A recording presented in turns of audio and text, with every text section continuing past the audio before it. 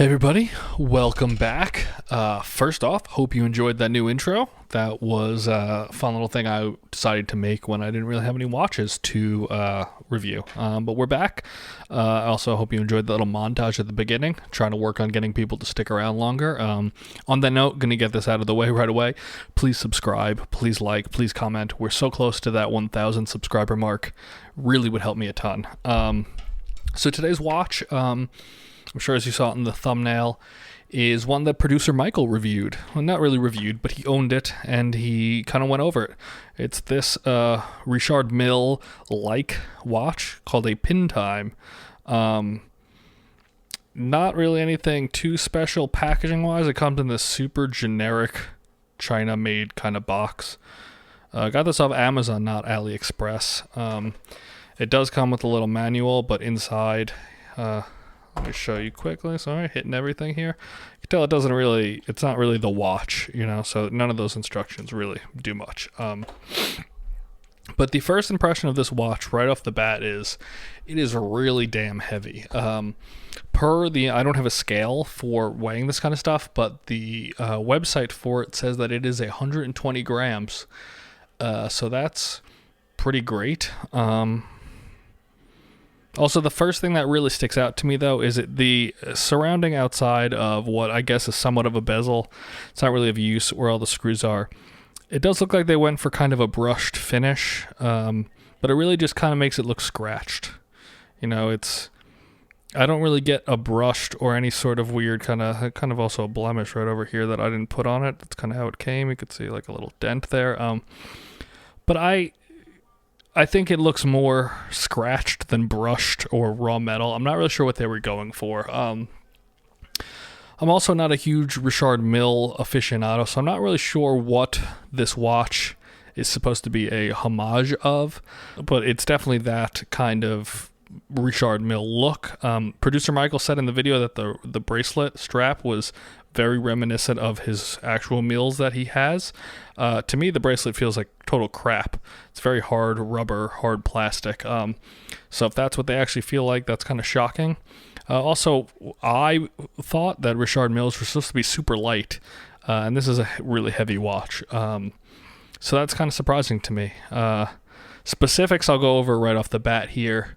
It is lug to lug 55 millimeters, and it is 17 millimeters thick. It says 16.7, but it's basically 17. It's pretty girthy, and you'll see that later when I put it on. It is a thick watch. The strap, the band, whatever you want to call it, width is 26 millimeters, which is definitely kind of strange. I'm also not really sure how it attaches, because you can see it kind of pulls away at the bottom and on the top. So I wonder if it's just kind of glued in there, or if it's actually somehow screwed in from the case. Back just says Pin Time, water resistant. It doesn't say on it how much, but it does say 3 atmospheres in the website. So crown doesn't screw down, but I don't know if that's something you would want to go to. What else is there? It's about 45 millimeters wide, so it's definitely a big watch. There's also a lot of stuff here on the face that doesn't actually do anything. That subdial on the right, it's kind of hard what it even says. Can I get it to zoom in? Yeah, there we go. It looks like W, N, and H. Not totally sure what that means. It has a tachometer around the outside. That's kind of cool, but not really super useful. Don't really know what all this kind of stuff up at the top is. They're just kind of numbers, but they don't actually move. On the website, all it claims is it's the running second hand, a second chronographer on the outside, and that's a running minute hand, and it does have Lume. It doesn't claim that any of those outside components work. Another thing that's kind of difficult is when setting the watch, it's very kind of hard due to the kind of squared shape to find, like 55 doesn't start till right there. Let's see if I can show you. See, right, and it's like weird because that's 50 there. 55, the marker's kind of up in that corner, it's super awkward to set the date on this watch. But I guess that's just kind of the thing with all of these squared watches. But it's very hard to see the markers, and it makes setting it and wearing it super difficult. Like right now, I feel like it should be showing 11:55, but it's really kind of showing like 11:51. Not 51, but yeah, I guess it's 11:56, but it doesn't really help my case there. But it's definitely confusing to set and read. Here it is on the wrist. As you can see, it is absolutely massive. The actual case length, the 45 doesn't seem too big. You know, it wears kind of comfortably this way. And the width of it is also not that bad this way. It's the case thickness that's the real problem. The bracelet is not really comfortable. It's kind of just a generic rubber, plasticky kind of bracelet, unmarked clasp. It's got plenty of vents, so I'm sure it breathes nicely on sweaty days. But this is an absolutely massive watch. I don't think I could wear this anywhere comfortably and think it doesn't look ridiculous. I don't know how people wear Richard Milles. I guess they're fine with it being ridiculous. Also, those lug rivets, the little stars, don't really get it.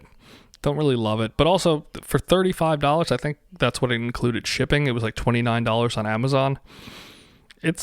I don't even know how they make watches that cheap. It's obviously a quartz movement, so, you know, you don't have a whole mechanical movement in there, but the fact that they sell this for that cheap it's kind of cool, you know?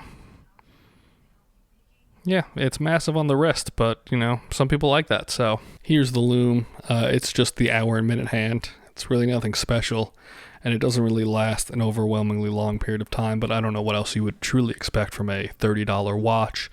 The fact that it even has slightly luminous hands, I guess, is an accolade to the watch. But yeah, that's it. Super simple, nothing special. So all in all, you know, kind of a gimmicky, you know, producer Michael has this watch, you know, clickbait kind of thing that I did for you guys here. But I did actually really want to check it out, and I guess I'll show you quickly here too, the resetting of the chronograph hand. It's smooth.